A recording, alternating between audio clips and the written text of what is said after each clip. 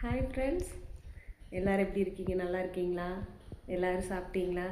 இன்றைக்கி உங்கள் வீட்டிலலாம் என்ன பிரேக்ஃபாஸ்ட், இன்றைக்கி எங்கள் வீட்டில் என்ன பிரேக்ஃபாஸ்ட்டுன்னு பார்க்குறீங்களா?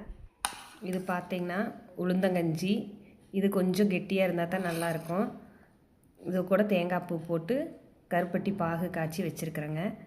பாப்பா அவங்க அப்பாலாம் சாப்பிட்டுட்டு கிளம்பிட்டாங்க. இனி நான் தான் சாப்பிட்ணும்.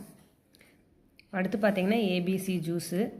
இதில் நெல்லிக்காய், கேரட்டு, பீட்ரூட்டு, அதுக்கப்புறம் ஆப்பிள் எல்லாம் போட்டு ஜூஸ் எடுத்து பார்த்திங்கன்னா முல்சீதா அவர் அடிக்கடி வாங்கிட்டு வராரு. ஏதோ அவங்க ஆஃபீஸில் ஃபார்ம் இருக்குது, அவங்க எங்கேயோ அங்கே இருந்துட்டு வாங்கிட்டு வராரு.